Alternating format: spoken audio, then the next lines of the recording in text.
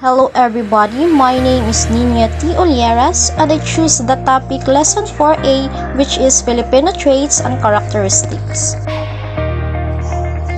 There are 17 Filipino traits and characteristics.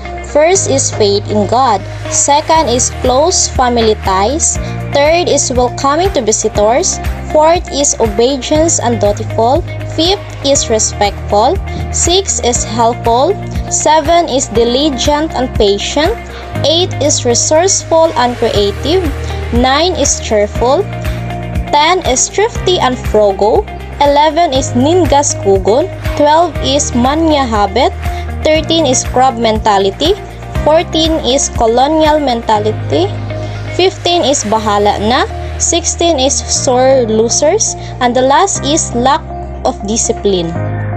The first Filipino traits and characteristics is faith in God.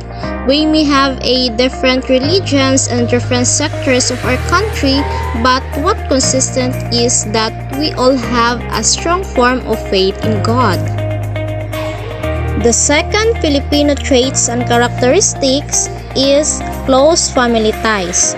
We enjoy the feeling of having and knowing family members around us. Example, our cousins, aunties, uncles, and grandparents. Some families share their homes, celebrate holidays, and lend a hand to relatives when it is needed. The third Filipino traits and characteristics is welcoming to visitors. When we have people visit our homes, we always welcome them with a smile, conversation, and food. The fourth Filipino traits and characteristics is obedient and dutiful. In our culture, we always respect and follow our parents and adults advise us to do, not talking back and trusting the adults around us and always being a part of who we are. Example, we should obey the rules and regulation of our parents inside and outside our homes because this is the most important to all of us as a daughter and son. The fifth Filipino traits and characteristics is respectful. As a Filipino, we have a tradition called mano or saying po and opo to our elders. These words that are part of our language show how we respect people. The sixth Filipino traits and characteristics is helpful. It is expected that we help out in the house and offer help to our siblings, friends, relatives, and to other people. Example, we have bayanihan in times of calamities or disaster because we Filipinos are mostly helpful to each other. The seven Filipino traits and characteristics is diligent and patient. Majority of our livelihood in the Philippines is based on agriculture. It takes a lot of backbreak work to plant the field. Example, as a Filipino, when it comes planting, it takes time, patience, care, and love in order to have a good result. The eighth Filipino traits and characteristics is resourceful and creative. During the times when we don't have the means to accomplish something, we find indigenous ways of using what we have to solve our problems. The ninth Filipino traits and characteristics is cheerful. We've been through a lot of trials in our history. Filipino have learned not to be depressed. Rather than we find jokes and try to have fun, even if during the times of difficulties.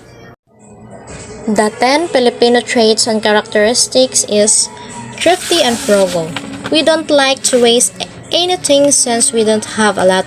We care of what we have, knowing that it will be served us well for a long time. The 11 Filipino traits and characteristics is ningas kugon. Ningas kugon is we start eagerly but lose to momentum and don't tend to finish or reach a long-term goals. The 12 Filipino traits and characteristics is manya habit. Sometimes Filipino would like to put doing things until it's too late. Example, fixing what needs to be fixed or saving money for future expenditure.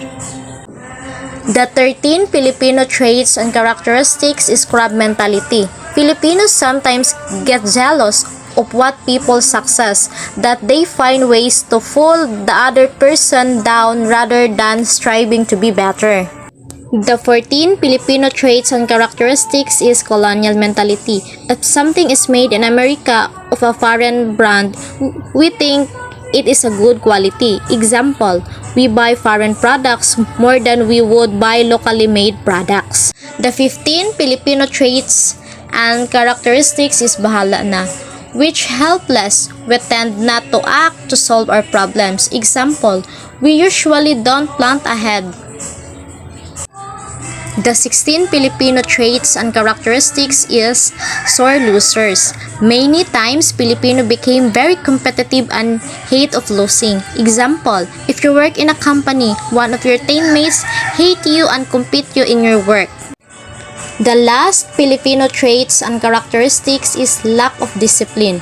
Following the law are the things Filipino tend to ignore. Example, not following the traffic lights, throwing the garbage anywhere.